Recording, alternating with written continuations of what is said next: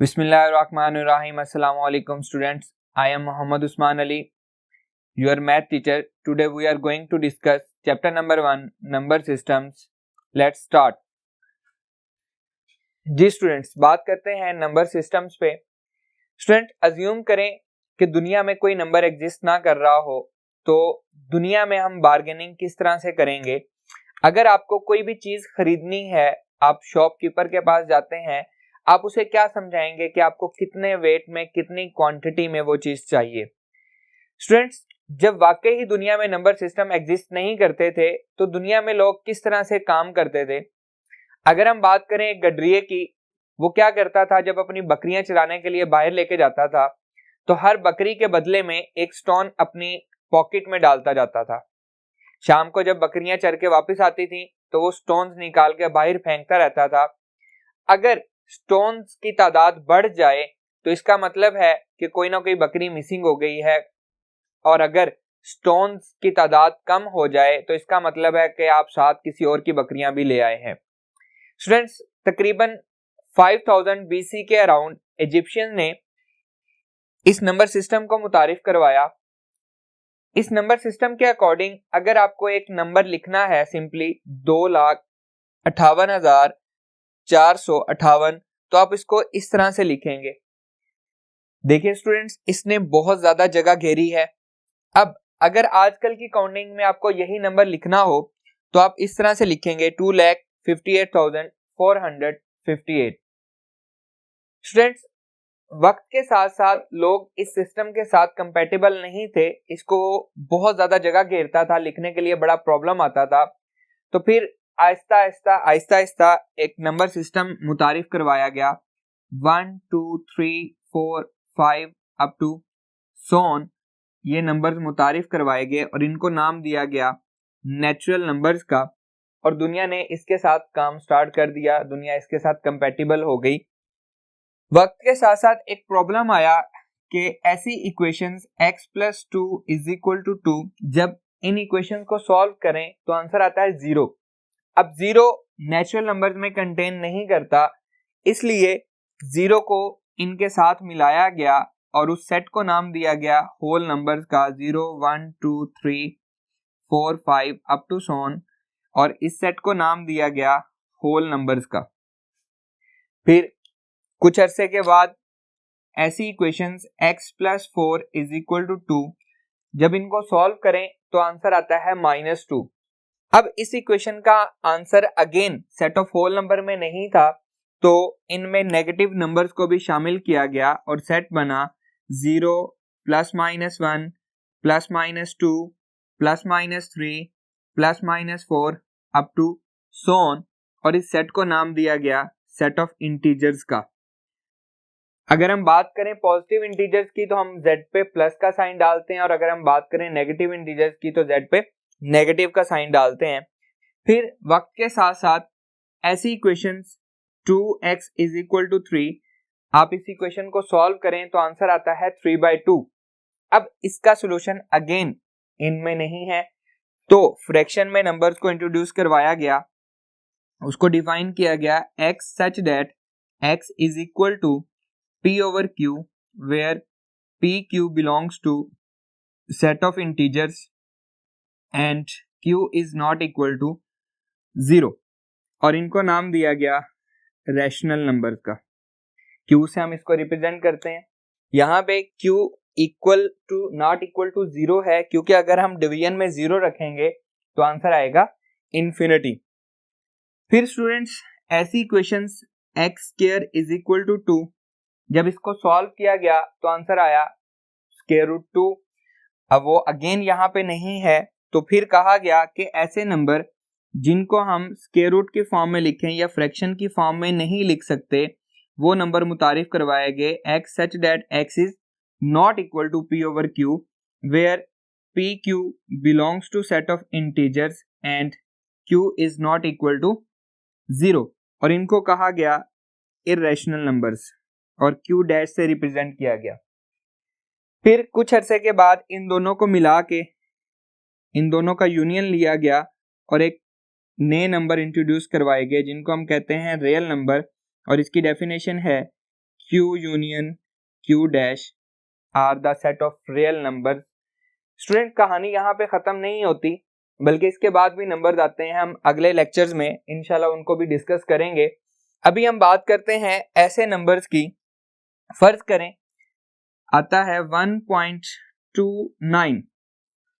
अब इसको हम इजीली फ्रैक्शन में चेंज कर सकते हैं। 129/100 हम कह देंगे कि ये एक रैशनल नंबर है।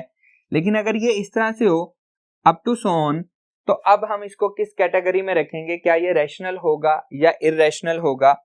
इसी तरह से 3.11111 अप टू सो ऑन, ऐसे नंबर्स को हम किस कैटेगरी में रखेंगे? तो स्टूडेंट डिस्कस करते हैं decimal representation of real numbers को। इसमें सबसे पहले स्टूडेंट्स आता है टर्मिनेटिंग डेसिमल्स। टर्मिनेटिंग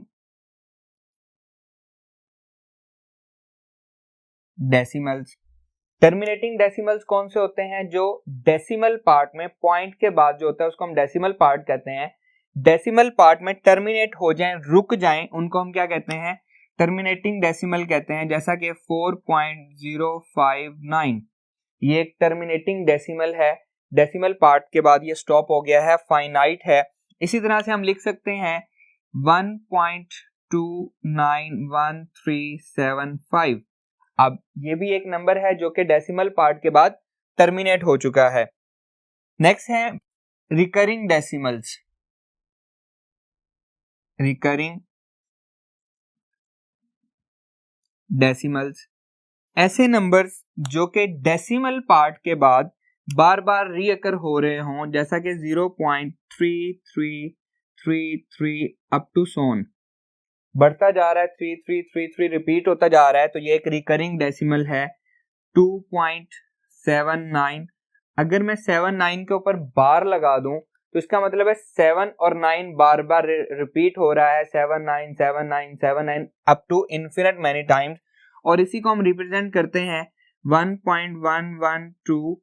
अब यहाँ पे अगर मैं इनके ऊपर डॉट लगा देता हूँ, बार लगा दें या डॉट लगा दें एक ही बात है। अब 112 बार बार रीअकर हो रहा है।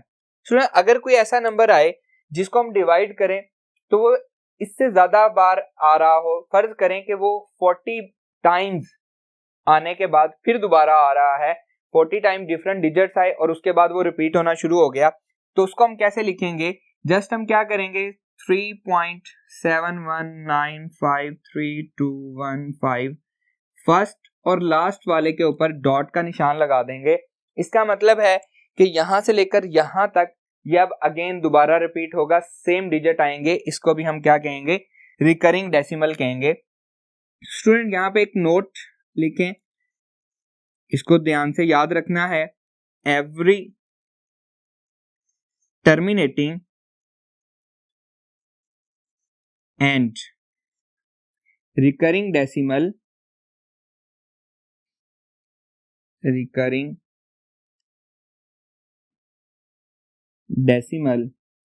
is a rational number।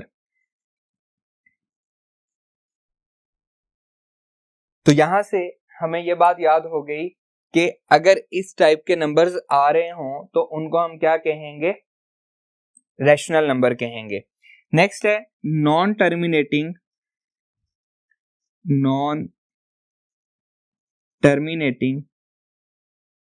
And non recurring decimal.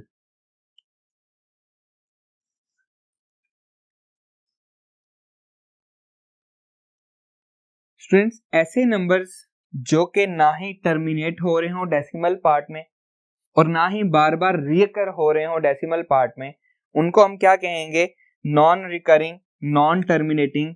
जैसा कि 7.1579213 अप टू सोन, ये बढ़ता ही जा रहा है, ना ही ये स्टॉप हुआ है, फाइनाइट है डेसिमल पार्ट में, बल्कि इनफाइनाइट है, और ना ही ये रिपीट हो रहा है।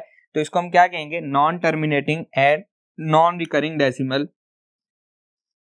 यहां पे अगेन एक नोट लिख लें, every non terminating non terminating and non recurring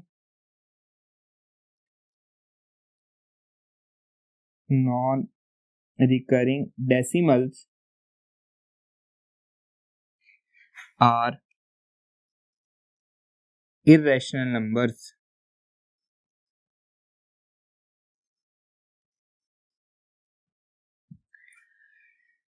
तो स्टूडेंट्स, अब हम जज कर सकते हैं कि अगर डेसिमल में हमारे पास नंबर्स आ रहे हों तो हमने उनको किस कैटेगरी में रखना है, रैशनल में या इरेशनल में। आइए इसकी कुछ एग्जांपल्स डिस्कस करते हैं। फर्ज करें आपको गिवन है 8.2915 22/7 पाई 3.1415 up to so on 2.915। कुछ एग्जांपल्स मैंने रैंडमली कुछ नंबर्स लिखे हैं, इनके बारे में देखते हैं कि ये कौन कौन से नंबर्स हैं। सबसे फर्स्ट वाले को देखें 8.2915, तो ये क्या है हमारे पास, टर्मिनेटिंग है, डेसिमल पार्ट के बाद टर्मिनेट हो चुका है, तो हम इसको किस कैटेगरी में रखेंगे। हमने पढ़ा है कि every terminating and recurring decimal is a rational number, तो इसलिए हम इसको किस कैटेगरी में रखेंगे, ये एक हमारे पास क्या है, रैशनल नंबर है। 22/7 अभी हमने पढ़ा है कि अगर हम उसको P over Q की फॉर्म में लिख सकें तो वो हमारे पास क्या होता है, एक रैशनल नंबर होता है, इसको हम रैशनल नंबर कहेंगे। पाई हम जानते हैं कि इसका क्या वैल्यू होती है, 3.14159 अप टू सोन, तो ये दोनों एक ही बात है। पाई की वैल्यू एक हमारे पास लिखी हुई है और इसकी वैल्यू जो है वो एक non terminating non recurring decimal है, इसलिए हम इसको क्या कहेंगे, ये एक इरेशनल नंबर है। स्टूडेंट्स, अब यहाँ पे एक प्रॉब्लम आ रहा है कि हम लोग अब तक पढ़ के आए हैं कि pi is equal to 22/7। Definitely हमने मैट्रिक में पढ़ा हुआ है, लेकिन ऐसा नहीं है, ये गलती अब हमने नहीं करनी। Pi is not equal to 22/7, pi is approximately equals to 22/7। 22/7 एक रैशनल नंबर है। अगर आप इसको लॉन्ग डिवीजन से डिवाइड करके देखें तो ये रिकरिंग भी है, रिकर होना शुरू हो जाता है। पाई की एक्चुअल डेफिनेशन क्या है, circumference of a circle divided by length of its diameter. Students, एक सर्कल एज्यूम करें, एक बहुत बड़ा सर्कल है, आप उसका एक पूरा सरकमफेरेंस को मेजर करें, एट द एंड उसको उसके डायमीटर से डिवाइड कर दें, आपको एक कांस्टेंट वैल्यू मिलेगी 3.14159 अप टू सोन, एक कांस्टेंट वैल्यू मिलेगी। अब आप एक छोटा सर्कल ले लें, उसका सरकमफेरेंस मेजर करें और उसको उसी के डायमीटर की लेंथ से डिवाइड कर दें, तो अगेन आपको एक कांस्टेंट वैल्यू मिलेगी 3.14159 अप टू सोन। अब उस कांस्टेंट वैल्यू को ये आप किसी भी सर्कल के साथ कर सकते हैं, बड़े से बड़ा सर्कल ले लें, छोटे से छोटा सर्कल ले लें, जब भी आप उसको इस रेशो से डिवाइड करेंगे तो आंसर आएगा 3.1415 अप टू सोन। अब उस कांस्टेंट रेशियो को हमने क्या नाम दिया हुआ है, पाई का नाम दिया हुआ है। तो नेक्स्ट टाइम स्टूडेंट्स ये गलती बिल्कुल नहीं करनी कि pi is not equal to 22/7, इससे भी अच्छी वैल्यू पाई की 355/113, जब हम इसको डिवाइड करते हैं तो 22/7 से ज्यादा अच्छी वैल्यू देता है। In fact according to your book अब तक 5 लाख डेसिमल प्लेसेस तक हम ये वैल्यू फाइंड कर चुके हैं। नेक्स्ट नंबर देखें, 2.9159 के ऊपर भी डॉट है और 5 के ऊपर भी डॉट है, इसका मतलब है 9 भी रिपीट है, 1 भी रिपीट हो रहा है और 5 भी रिपीट हो रहा है और ये अप टू सोन इन्फिनिट मैनी टाइम्स रिपीट हो रहे हैं। तो रिकरिंग डेसिमल है, इसलिए हम इसको क्या कहेंगे, every recurring decimal is a rational number, इसलिए हम इसको रैशनल नंबर की कैटेगरी में रखा है। नेक्स्ट मूव करते हैं student properties of real number पे।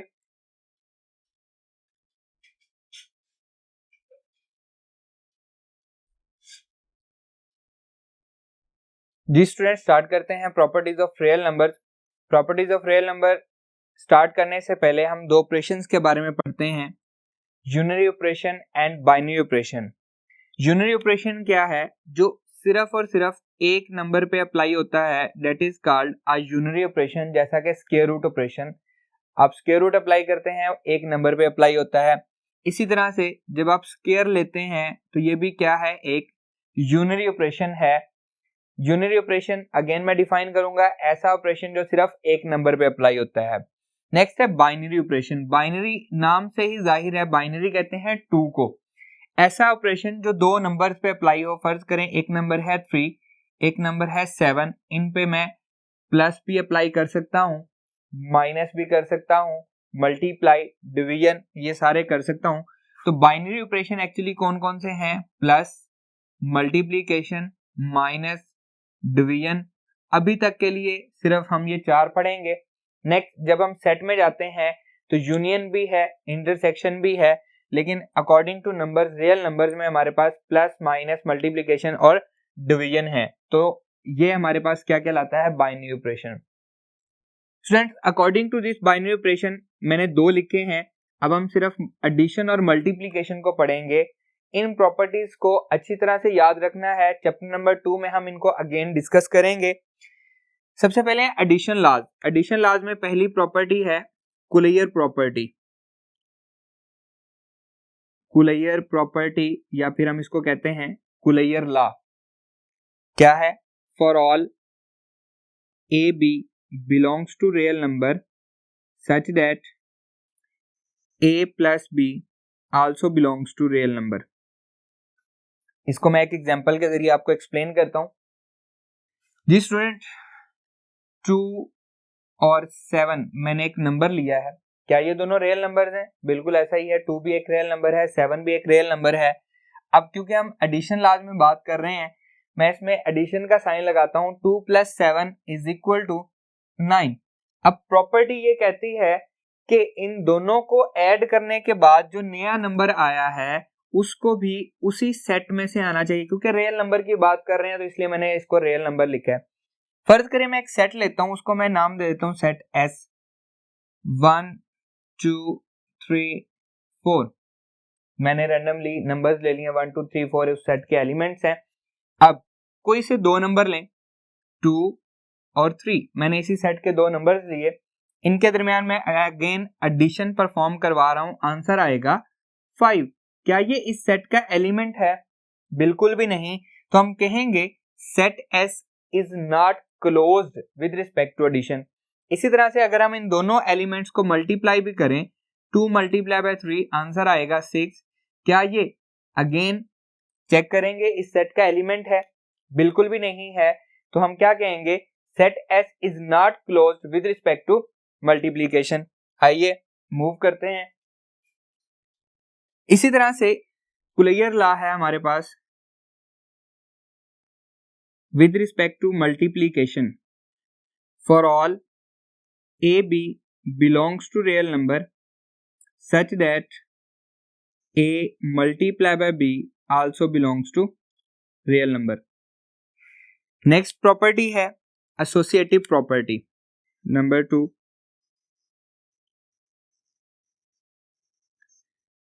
Associative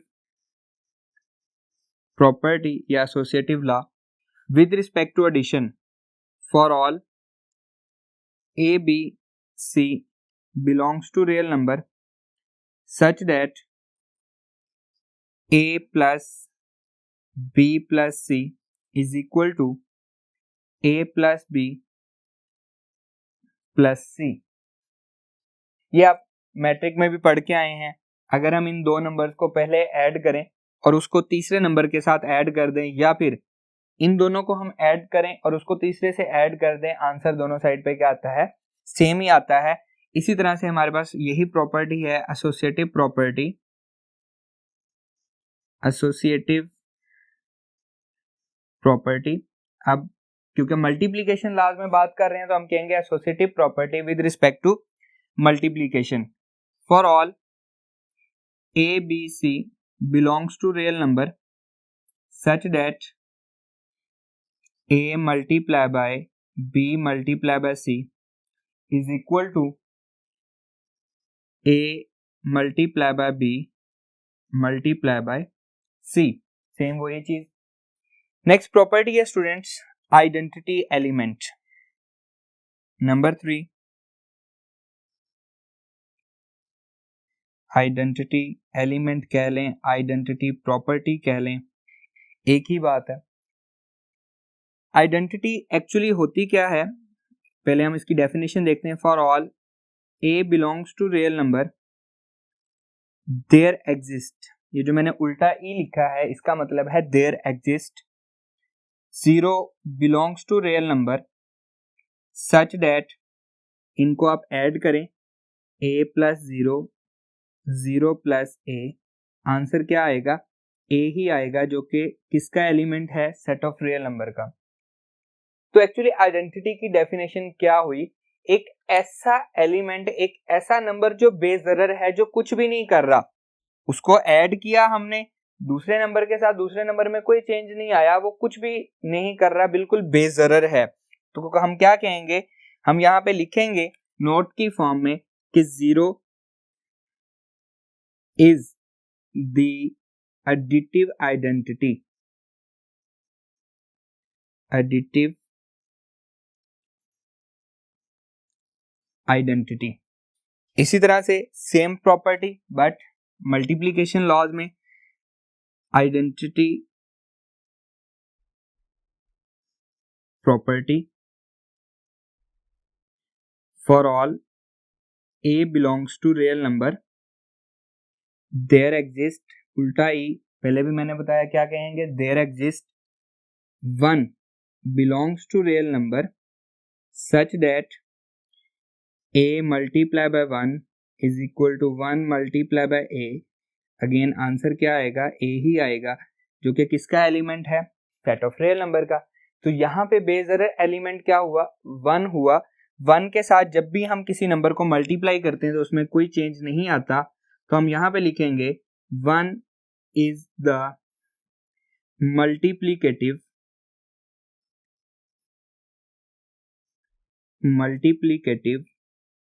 identity. Next students fourth property क्या है, इनवर्स एलिमेंट या फिर inverse property. For all a belongs to real number there exist minus a belongs to real number such that a plus minus a equals to minus a plus a, answer आएगा 0 जो कि element होना चाहिए set of real numbers का। देखें students, अब यहाँ पे आप दो नंबर्स को ऐड कर रहे हैं, हम उनको एक दूसरे का इनवर्स कब कहेंगे, जब उनको ऐड करने के बाद आंसर आना चाहिए एडिटिव आइडेंटिटी। अगर आंसर एडिटिव आइडेंटिटी नहीं आ रहा तो वो दोनों एक दूसरे का क्या है, इनवर्स नहीं है। अगर आंसर एडिटिव आइडेंटिटी आ रहा है तो वो दोनों क्या है, हम कहेंगे a और माइनस एक दूसरे का एडिटिव इनवर्स है। जैसा कि हम बात करें 3 और -3, दोनों को ऐड किया, आंसर आया 0 और 0 इज द एडिटिव आइडेंटिटी, तो हम कहेंगे 3 और -3 एक दूसरे का इनवर्स है, एडिटिव इनवर्स है। इसी तरह से सेम प्रॉपर्टी इनवर्स प्रॉपर्टी, लेकिन क्योंकि हम मल्टीप्लिकेशन लॉज में चल रहे हैं तो हम क्या कहेंगे, inverse property with respect to multiplication. For all a belongs to real number there exists 1 over a belongs to real number such that a multiply by 1 over a equals to 1 over a multiply by a, answer आएगा 1 जो कि क्या है, multiplicative identity है। तो students again वही चीज, inverse property हम क्या कहेंगे कि अगर दो नंबर्स को आपस में मल्टीप्लाई करें और आंसर क्या आए, मल्टीप्लिकेटिव आइडेंटिटी आ जाए, तो हम कहेंगे कि वो दोनों एक दूसरे का इनवर्स हैं। अब ये हर नंबर के लिए ट्रू है for all a belongs to real number. लेकिन अगर मैं बात करूं 0 की, अगर मैं कहूं 0 क्या वो रियल नंबर है, डेफिनेटली वो रियल नंबर है। तो 1 ओवर 0 वो तो इन्फिनिटी होता है, डिफाइंड फॉर्म ही नहीं है। तो यहाँ पे एक कंडीशन मिस है कि a is not equal to 0। अब इसकी डेफिनेशन कंप्लीट हुई है। अगर आप इसको मिस कर देते हैं तो ये गलत हो जाएगा। a को 0 नहीं होना चाहिए क्योंकि 0 का इनवर्स नहीं मिलता, 1/0 अनडिफाइंड या इन्फिनिटी आ जाता है। तो ये केयरफुली इसको लिखना है, a is not equal to 0। Next property है fifth property, commutative property. Commutative property for all a b belongs to real number such that a plus b is equal to b plus a। आप RD matric में भी पढ़ के आए हैं, 2 plus 3 is equal to 3 plus 2। इसी तरह से commutative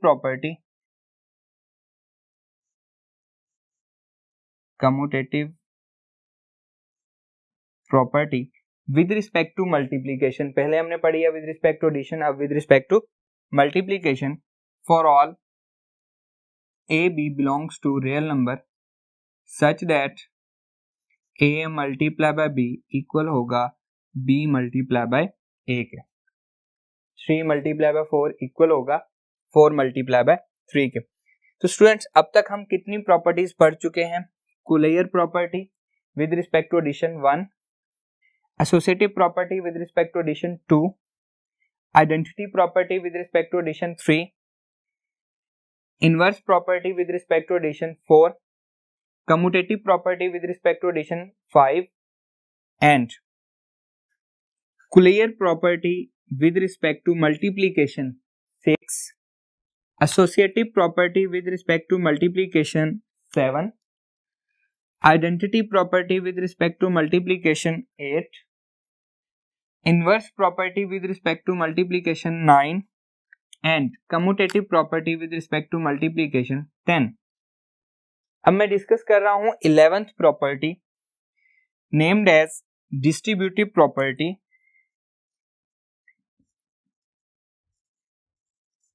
distributive property of multiplication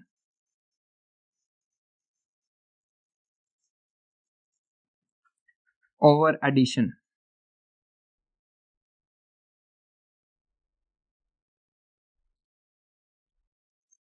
For all a b c belongs to real number such that a multiplication b plus c is equal to over addition। तो मैंने addition पे लिखा है a multiply by b, पहले ये b के साथ multiply का ऑपरेशन अप्लाई होगा, फिर प्लस का सिंबल है प्लस आएगा, plus a multiply by c। इसको हम क्या पढ़ते हैं? इसको हम कहते हैं pre distributive property of multiplication over addition, या फिर हम ये भी कह सकते हैं कि left distributive property of multiplication over addition. इसी तरह से a plus b multiply by c, अब यहाँ पे क्या होगा? a मल्टीप्लाई होगा c के साथ, a मल्टीप्लाई बाय c, फिर प्लस का सिंबल, फिर b मल्टीप्लाई होगा c के साथ, b मल्टीप्लाई बाय c। इसको हम क्या करेंगे? Post distributive property of multiplication over addition, या फिर हम ये भी कह सकते हैं कि right distributive property of multiplication over addition. Students अगर कोई भी सेट इन 11 प्रॉपर्टी को सेटिस्फाइड करता है तो उस सेट को हम कहते हैं फील्ड।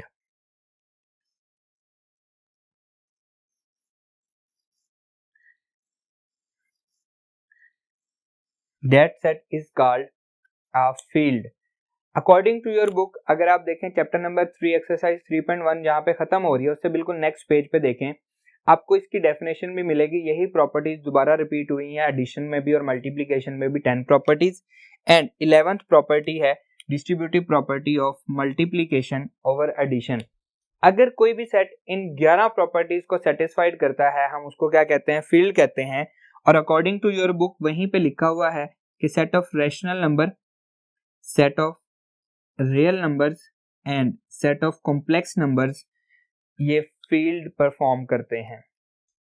आइए स्टूडेंट्स मूव करते हैं exercise 1.1 problem number 1। Which of the following sets have collier property with respect to addition and multiplication। दो सेट यहाँ पे लिखे हुए हैं, एक है A और एक सेट है B।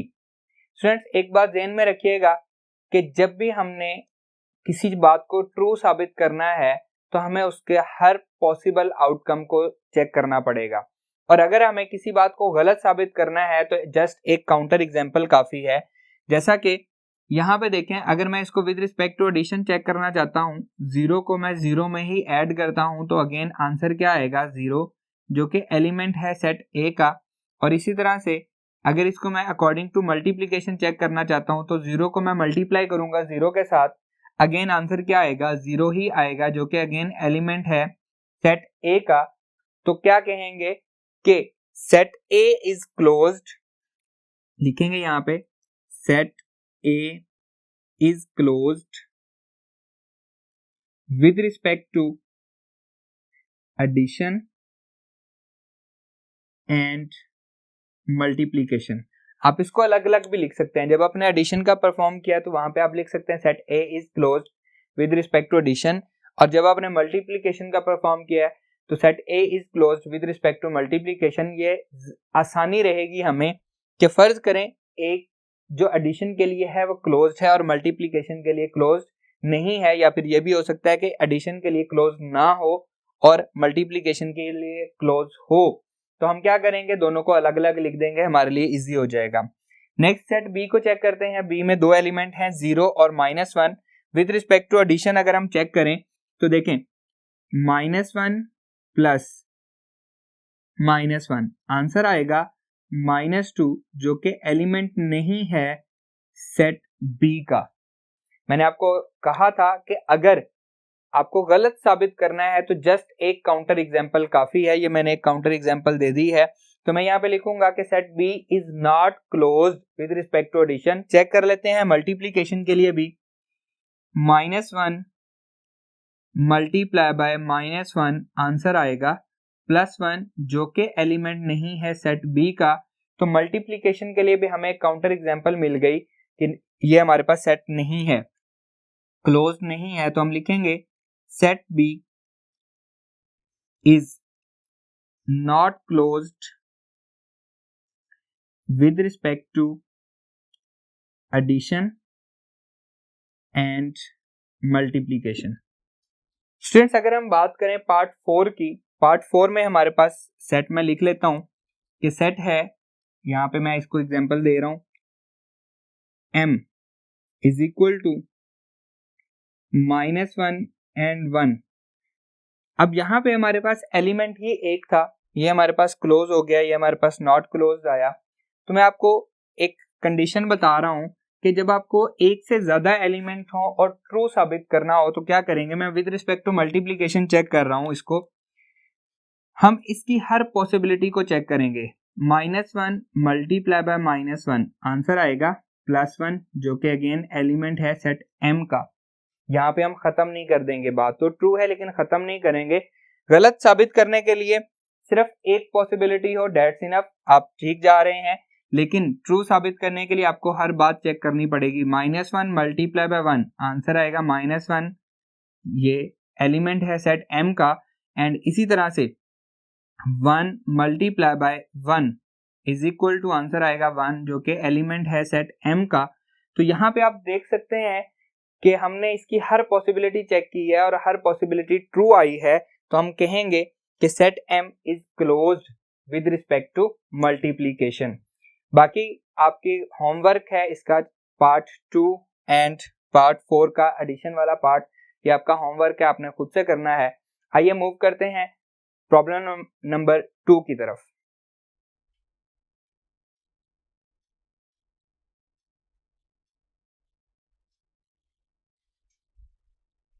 जी स्टूडेंट, एक्सरसाइज 1.1 का problem number 2, name the properties used in the following equations. यहाँ पे कुछ इक्वेशंस लिखी हुई हैं मैंने क्वेश्चन के हिसाब से। सबसे फर्स्ट है a + 1 bracket plus 3/4 is equal to a + 1 plus 3/4। अगर हम इन दोनों को ऐड करें और फिर इसको ऐड करें, या फिर इन दोनों को ऐड करने के बाद इसमें ऐड करें, तो ये प्रॉपर्टी हमने पहले भी पढ़ी है। यहाँ पे associative property a plus B plus C is equal to a plus B plus C. तो associative property with respect to addition, तो इसको हम नाम देंगे, ये है हमारे पास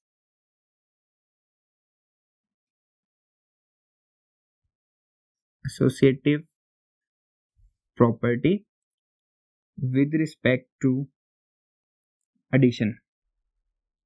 नेक्स्ट है 1000 मल्टीप्लाई बाय 1 हम पढ़ के आए हैं, क्या है? Multiplicative identity.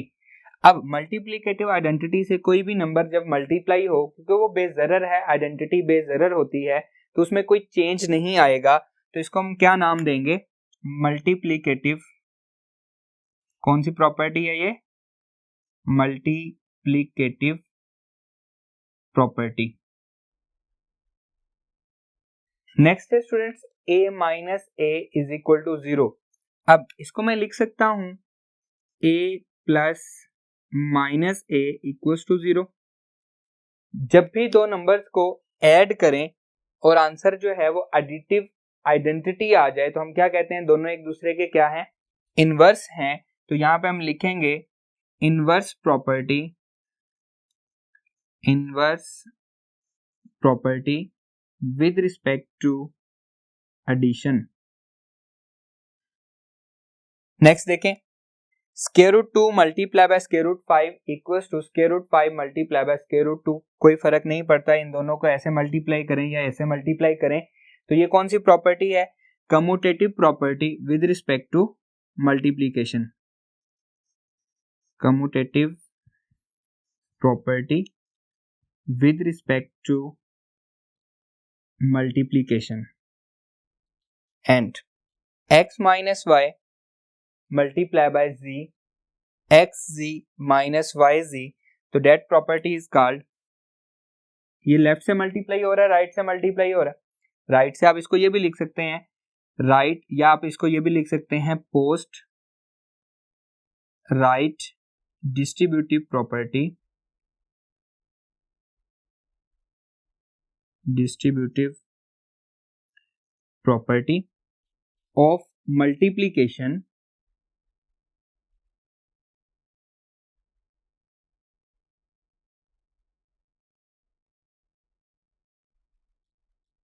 मल्टीप्लीकेशन है किस पे? एडिशन पे पड़ी है। अगर यहाँ पे एडिशन का साइन होता हम लिखते हैं ओवर एडिशन। अब यहाँ पे सब्ट्रैक्शन का साइन है तो हम लिखेंगे ओवर सब्ट्रैक्शन। स्टूडेंट्स, इस क्वेश्चन के बाकी पार्ट आपके लिए होमवर्क हैं, आपने उनको खुद से ट्राई करना है। कल इंशाल्लाह नेक्स्ट लेक्चर में हम प्रॉपर्टीज ऑफ इक्वालिटी और इनइक्वालिटी और उनके क्वेश्चंस को डिस्कस करेंगे। अल्लाह हाफिज।